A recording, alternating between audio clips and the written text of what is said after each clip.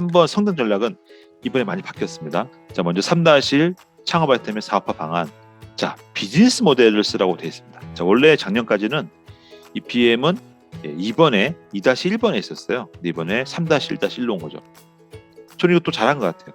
왜냐하면은 2-1번은 말 그대로 그 산출물을 만드는 것에 대한 얘기만 집중할 수 있어서 잘 된 거라고 봐집니다. 그래서 여기서 BM을 쓰시면 돼요. 비유하자면 여러분 배달의 민족을 예를 들어 볼게요. 배달의 민족 앱이 있어요. 그럼 어때요? 좌우로 음식점이 있고 여기에 음식 주문하는 사람이 있겠죠? 여기서 화살표로 이렇게 표현하는 거 아시죠? 이런 형태의 그림. 이 정도 어떤 그런 그림들을 제시하시고 거기다 설명을 달면 돼요. 뭐 설명이 쉽게 되지 않겠습니까? 자, 그 다음에 목표 시장 진출 방안. 한마디로 마케팅 세일즈죠. 그러니까 진출 말 나오면은 진출, 진입 이거는 마케팅 세일즈라고 보시면 됩니다. 그래서 여기 나와 있는 진출 방안 이걸 다 쓰면 됩니다. 진출 방안, 홍보 마케팅 이런 걸 다 쓰시면 됩니다. 해가지고 거기에 대해서 이야기를 풀어 나가시면 되죠. 그래서 자, 예를 들면 어떻게 될까요? 예를 들면 배달의 민족 어떻게 되나요? 자, 구글 플레이 iOS에 올리겠다. 그게 이제 하나의 판매 방식인 거고 마케팅이 중요하겠죠. 그러면은 뭐 실제 음식점 DB도 구해야 되지 않습니까? 어떻게 음식점들을 구하겠다라든지 어떻게 고객들을 모으겠다라든지 그런 세부 내용을 쓰시면 되겠죠.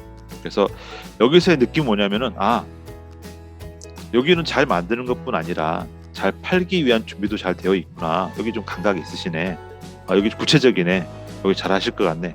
이런 느낌을 주는 게 중요한 겁니다. 그래서 3-1은 간략히 해도 상관없어요. 어차피 BM이니까 이건 간략히 쓰시고 3-1-2를 좀 더 분량을 좀 풍성하게 쓰면 좋을 것 같아요. 자, 3-2 사업 추진 일정. 위에 대한 전체 일정을 쓰시면 되는데요. 두 가지죠. 긴 일정 있죠, 그죠? 예를 들면은 2022년도에는 배달의 민족 앱을 개발하고 23년도에는 좀 DB를 잘 만들고 24년도에는 뭐 해외 진출 이런 식의 계획이 있지 않습니까? 그런 좀 장기, 중장기 계획을 여기에 쓰시면 되는 겁니다. 그럼 연도가 올라가겠죠, 그죠? 그리고 여기에서는 이번 협약 기간 내. 자, 여기서는 뭘까요? 목표가 먼저 제시돼야 됩니다. 예를 들면 우리 위에 나왔던 거죠. 자, 배달의 민족 앱을 버전 1을 개발 완료하겠다. 예를 들면 앱만 있으면 되는 게 아니잖아요. 그러면 이 앱을 베타 오픈하기 위해서 음식점 DB가 한 100개 필요한데 100개 모아오겠다. 이런 게 들어가야 되겠죠. 이해되시죠? 그런 내용을 쓰시면 되겠죠. 그래서 여기 포인트는 뭐냐면 이런 거죠. 평가하는 입장에서 봤을 때 배달의 민족? 앱만 있으면 안 될 텐데 DB에 대한 내용이 없네? 그러면 이거 뭔가 미흡한 거죠. 이해되시죠? 그런 내용들을 느낄 수 있게 만들어. 또 하나는 야, 이거 100개 가지고 되겠어? 이거 한 10,000개는 있어야 될 것 같은데 이런 게 느껴질 수도 있으니까 한편 너무 소극적인 목표를 제시해도 좀 그렇죠. 반면에 너무 또 과감하게 하지 마세요.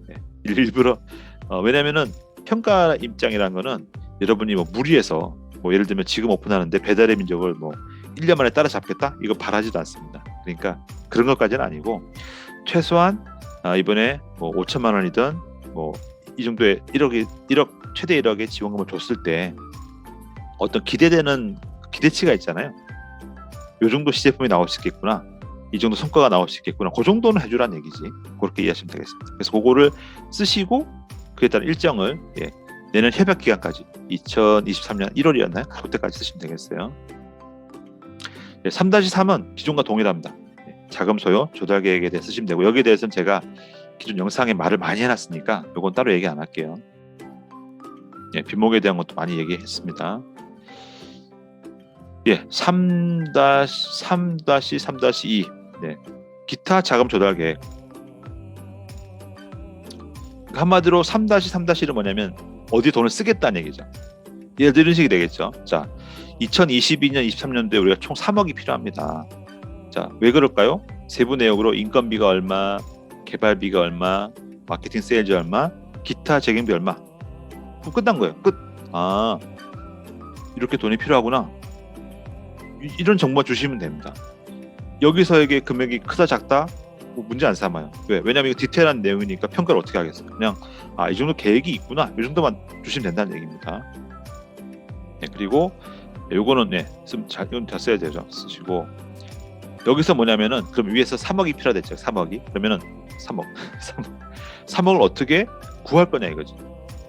자, 일반적인 작성 방법. 자, 그러면 우리가 역시 처음에 시작하실 때, 자, 2022년부터 23년까지 한 3억이 필요한데, 여기에 대해서 자, 첫 번째 근본 정부 지원 사업을 통해서 1억 원을 확보하고, 다음 자기 자금으로 1억, 그리고 어떤 매출을 통해서 1억을 내겠다.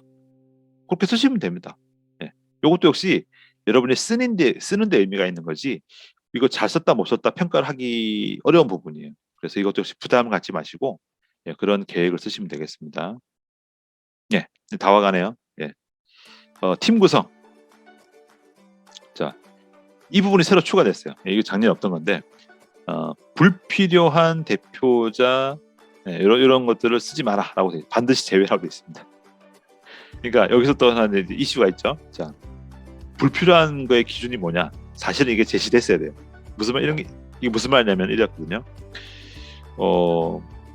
이번 만약에 회사 직원이 한 5명이라고 쳐요. 그러면 일반적인 경우는 5명 다 씁니다. 왜?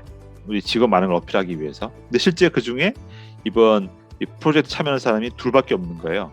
자, 그러면 2명만 써야 될까요? 5명 다 써야 될까요?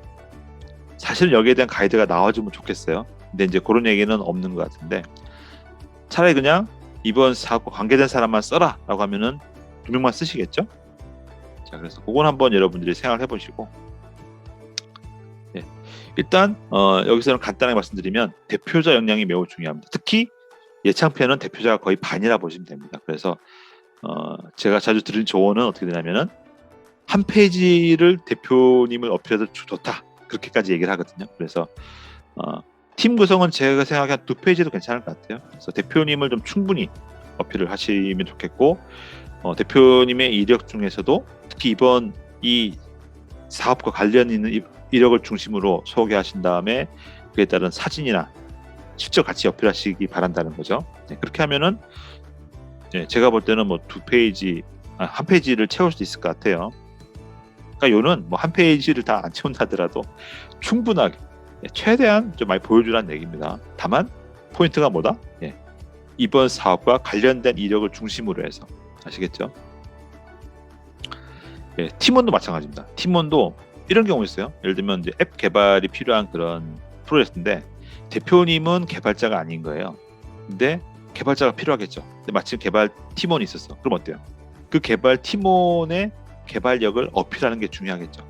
그러면 그 개발 팀원에 대해서 좀 상세히 쓰신 다음에 그분이 개발했던 앱의 UI를 몇 개 보여주는 겁니다. 이해되시죠?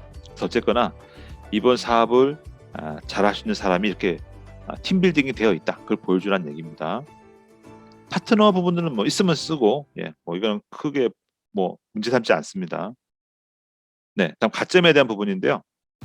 뭐 특허 있으면은 반드시 넣으셔야 되고, 자, 특허는 어디에 써야 될까요? 아까 위에서 보면은 기술 보호에 대한 내용이 아까 2-1에 있었나요? 거기에 쓰시면 되겠죠. 그다음에 수상한 이런 거 들어가면 되겠고, 요건 한번 읽어보시기 바랍니다. 넘어갈게요. 그리고 참고로 이렇습니다.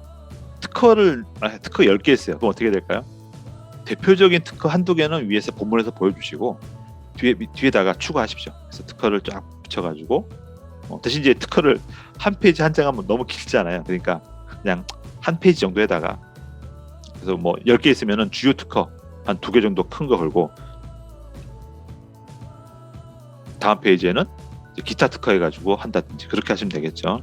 그리고 위에서 얘기했던 많은 부분들, 예를 들면 뭐 리서치 결과라든지 시제품이라든지 위에는 분량 때문에 다 못 보여주잖아요. 그래서 위에는 핵심적인 내용, 그러니까 본문에는 핵심적인 내용 위주로 보여주시고, 나머지 그래도 뭔가 좀 어필하고 싶은 내용들은 별점에 최대한 많이 붙여주십시오. 자, 근데 또 하나의 팁은 달랑 이미지만 넣지 말고요, 뭔가 설명을 좀 써주세요.